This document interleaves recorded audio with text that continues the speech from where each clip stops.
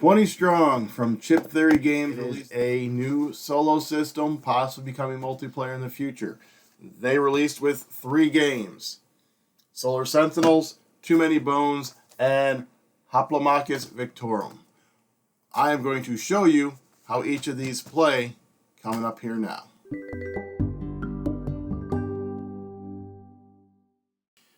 Alright, so here we are with the 3 decks that have been released for 20 Strong so far. What I'm going to do is I'm going to just play a couple rounds of each to give you an idea of how each of them plays. I figured first I would go over the normal stuff, the stuff that is typically the same through every game, just might be tweaked based on deck. So first off, you have your 3 stat dice. You have your health, you have your strategy, you have your recovery. This keeps track of your health, as is the name of the health die. Your strategy die is how many different times you can go through the strategy phase of a turn, and also how many item cards you can hold, and the recovery is how many dice you take back in the recover step. So typically what is going to happen is you're going to have rows of challenges, or monsters to fight, or threats. You are going to activate one or more of them based on deck. You then are going to enter into the engagement phase. And what happens during the engagement phase is you start with the strategy phase of the engagement phase. Alright, so the first thing you're going to do is you're going to commit dice. You're going to look at your pool of dice and choose how many to commit. Some cards may limit that, or they will definitely influence your decision. Right now I have them stacked from weakest to strongest dice. So you'll choose a set amount of dice. You'll say, hey, I want to go with these 3 right here. And I ruined my perfect rows. Look at that. Oh, no. Use them. We'll roll them. And then you will apply them to the threats. So the dice have 3 different faces. These here are just regular hits. This yellow one is a critical hit. And then with no symbol in the middle is a miss. You'll assign these to the various cards. Then you will see if anything has happened, if you've defeated a threat or not. If you did, you'll turn it sideways to indicate that you've done it. If they have an instant or reward, you'll get that right away if you so choose. Then you can choose to repeat the strategy phase if you haven't won that engagement phase yet. So what you're going to do is any dice that you have not applied, you're going to set off to the side. You can commit more dice. And then you roll all unapplied dice. So if they're already applied to a card, you're fine. But if this was just off here, I haven't applied it yet, and I choose these 2, then I'm rolling all 3 of these. You will be able to do that the amount of time on your strategy die. After you've either won or have used up or don't want to go any further, then you will go into the resolve phase. This consists of 6 steps. First, you're going to suffer damage. Any conflicts that you did not defeat, you're going to look at their energy or their damage. You're going to add that up, subtract it from your health. And then, if any of them have an after effect, which will have a little symbol with 2 arrows, you should hopefully see that in one of these decks that we look at. Then you are going to resolve them one at a time, even on cards you have defeated. Then, any dice that you've used, applied or not, will go to an exhausted pile. And then based on your recovery stat, you will recover dice, bringing them back to your active pool. Next step, which is step 5, you'll gain any item rewards. If there is any item rewards on creatures that you defeated, you'll take them to your inventory. Again, realizing your strategy die limits how many items you can have in your inventory. And then you'll clean up, you'll place all conflict cards that remain in your activity, either defeated or undefeated, into the discard pile, unless a deck tells you otherwise, and then you're ready for the next round. Each deck will kind of have a different type of endgame, so we'll go over those as we go through the other decks. That is the basics of all of them. The dial and the chip will be used in different ways based on deck, and we'll get into that as we go as well. So we're going to start with Solar Sentinels, move on to Too Many Bones, and then Hoplomachus Victorum. Alright, so here we are set up with Solar Sentinels. I'm going to be using this to kind of explain how a round works. I may miss a rule or two. This isn't a full-on how to play. I just wanted to kind of give you guys a feel of how the different decks work and the rounds work. So you have 4 bosses here that have been shuffled up and thrown off to the side here. You have 3 missions. You can choose not to play with the missions if you so choose. I choose not to. I just wanted to put them out here so you could see them. You're going to put the chip next to it on the counter side. And when you do missions, you have to do them from left to right. You're going to choose a hero. You're going to set the dice to the values here, 2, 2, and 2. And you're going to look at their ability. So this is Pike Master Orlo, Solar Flares. Any yellow misses may be changed to hits when applied to a level 2 enemy. Alrighty, so if you look at the flow of a round, the activation phase.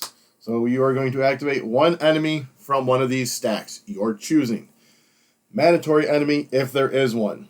This here is a mandatory enemy. So you can tell this is a mandatory one because of the different color, and it's got these stripes on the side. So we need to activate them.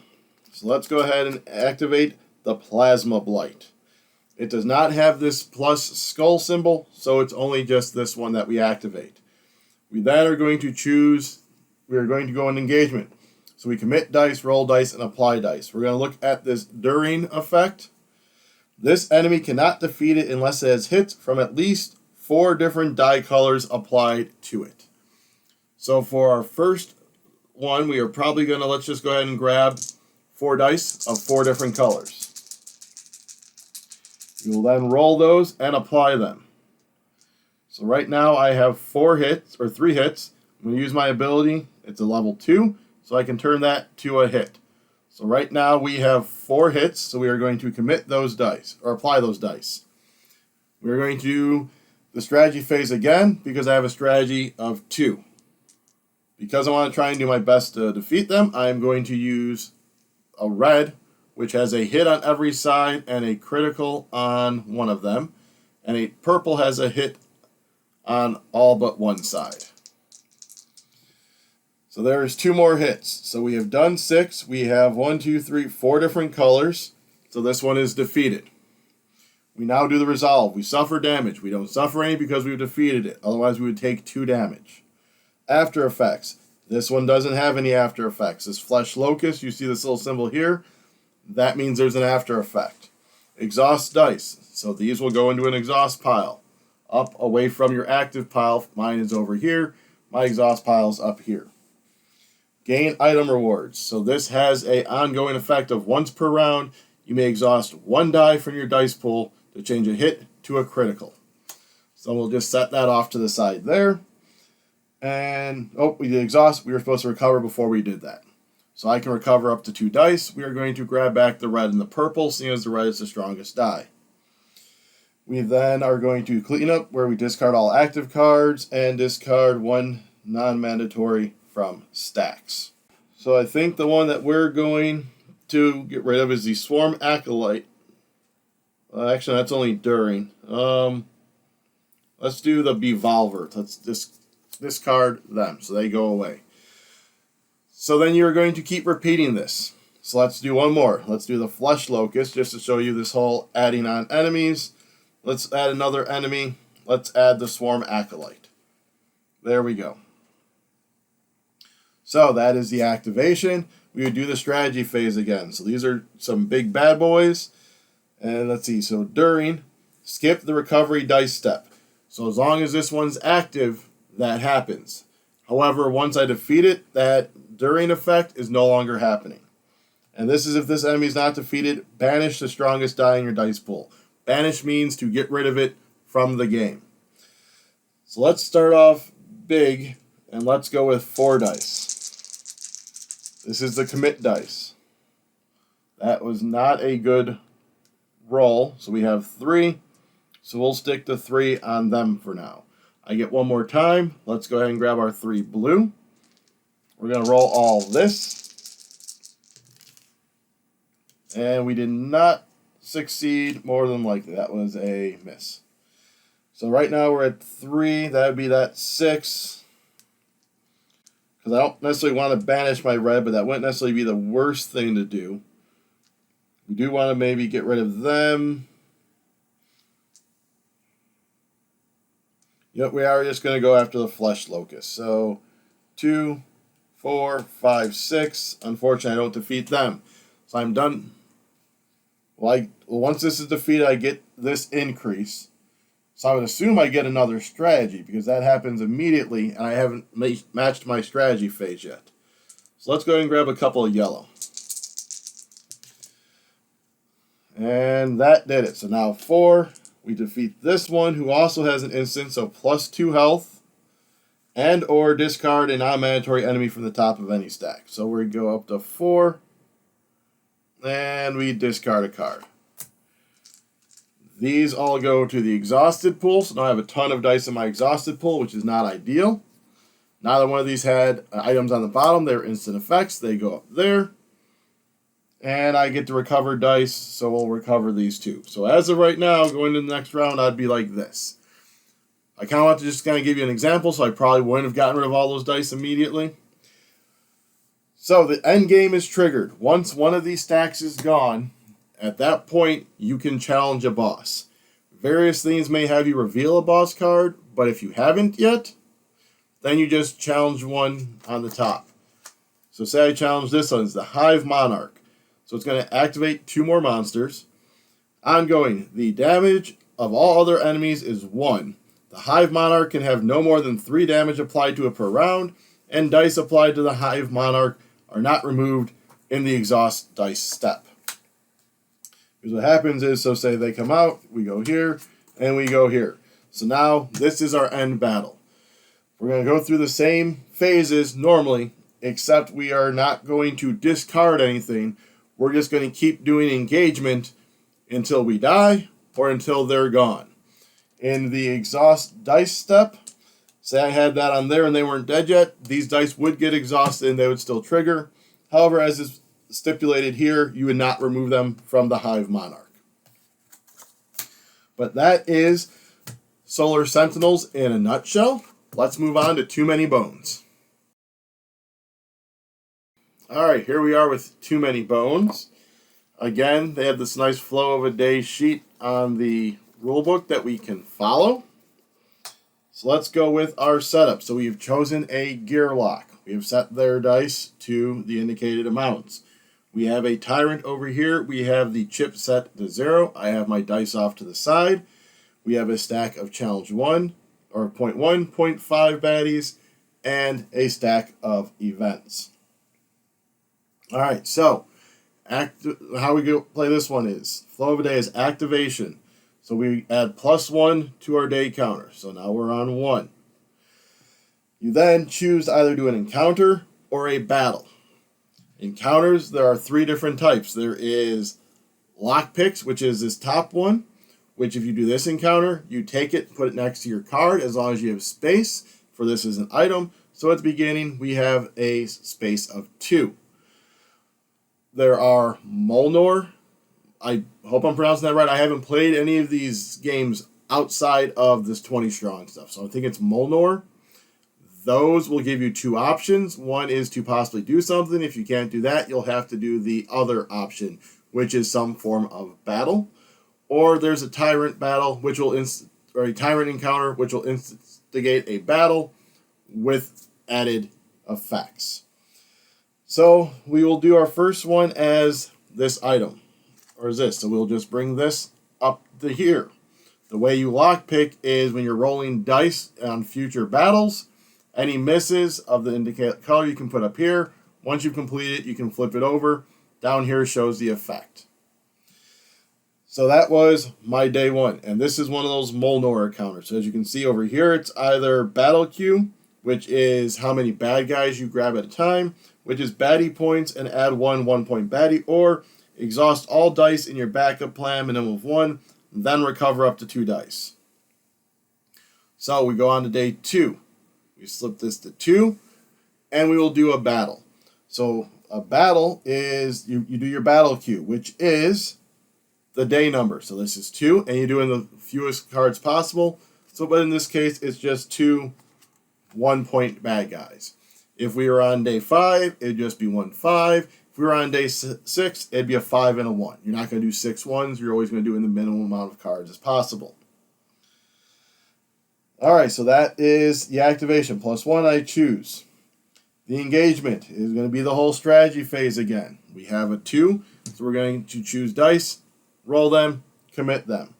Let's see what these do down here. So the Dragon Bitey during is at the end of the first engagement of the battle. -1 strategy. The Timid Geophage is if this baddie is not the first baddie defeated this battle, discard it and banish a die from the dice pool. And that symbol means it's a special effect. So obviously I'm going to want to defeat this one first. So this is their health. This is how much damage they would do. This is what happens when I defeat them. And these symbols are referenced on cards at places. Alright, so we have done the activation. So we're about to start the strategy phase. Patch's ability up here is at the start of each battle, which is what we're doing now, is a battle. I increase my health by 1. And then if my health is reduced in the suffer damage step, I may recover my weakest die. The other thing with this is your gear lock has backup plan. Patches is during the applied dice step, change all hits to criticals on unapplied dice of the color matching the die exhausted from the backup plan. When I'm rolling the dice and they're misses, I can put them onto my backup plan and use them later on, discarding them to trigger the effect. So let's go ahead and do this first strategy phase. So I know I want to do at least 4 to the Timid Geophage. And so we're going to go with a red. Let's go with a purple and a blue. Let's see how lucky we get with these dice. 2 crits. Alright, so that is going on them. So they were the first baddie. They don't have an instant effect, so nothing triggers. I have that. I can do the strategy one more time. So let's go ahead and grab 2 purple. And we have the 3 hits, so we defeat the Dragon Bitey as well. So their during effect only happens if they're undefeated. They are defeated. So that was roll dice apply. We repeated that.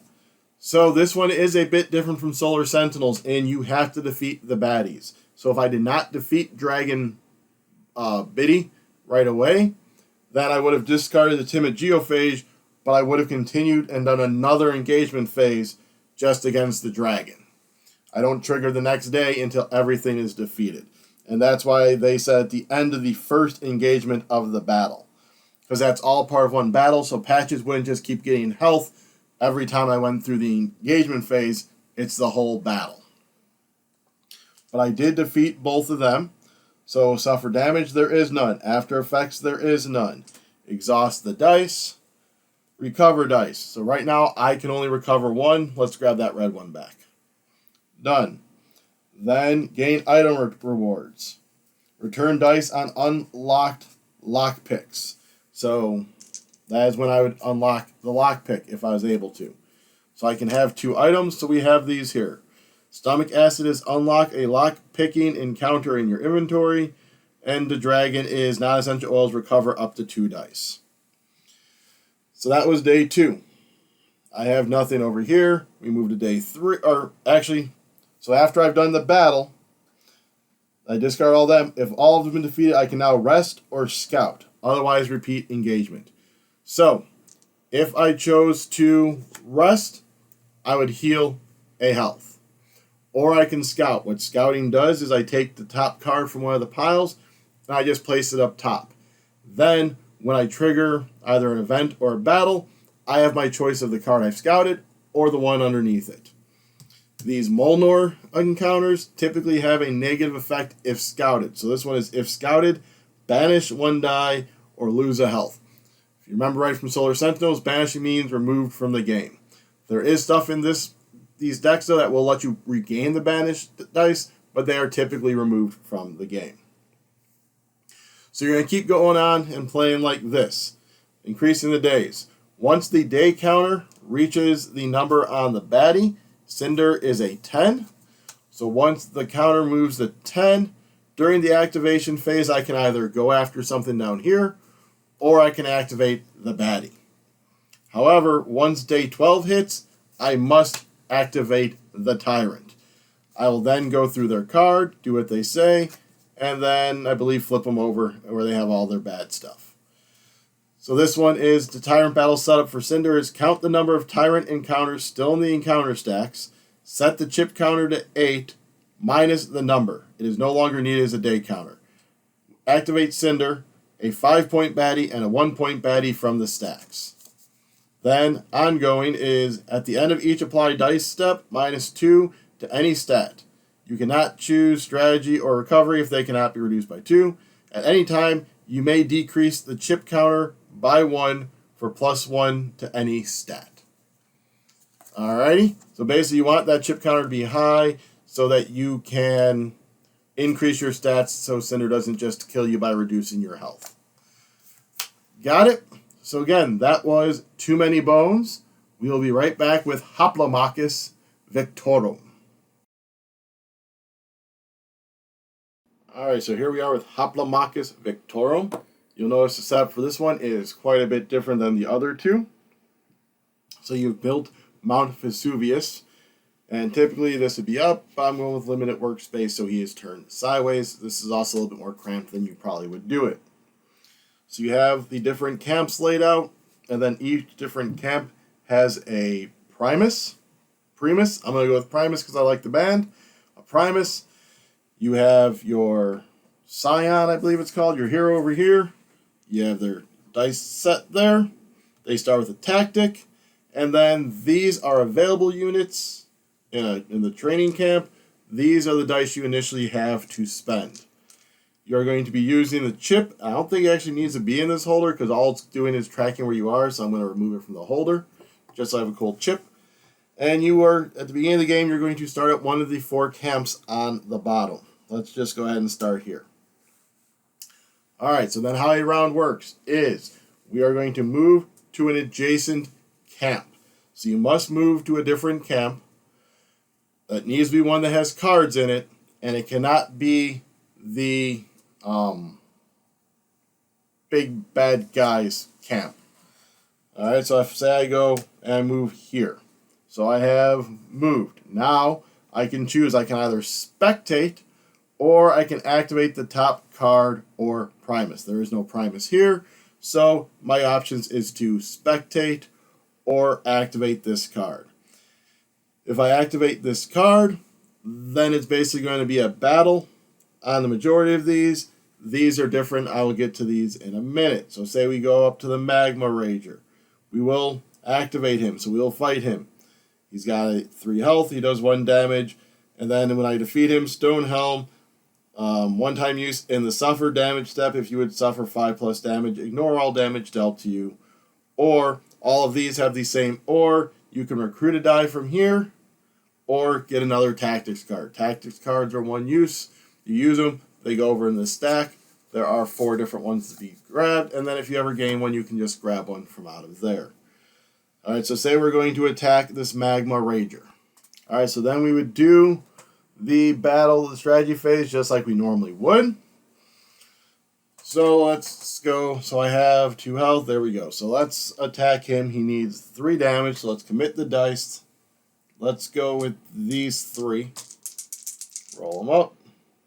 2 hits. I have 4, so let's go ahead and grab another blue die. And there's the 3 hits. So then I would technically defeat him. And he comes over, and I now have this 1 use. They also would be giving add defeated flame cards to the flame deck. So this also has this Scion influence on it. That will go over to a separate deck if and when I use the item. So if I use the item, this comes over here and creates a Scion influence deck, and you'll just kind of offset them along the top there.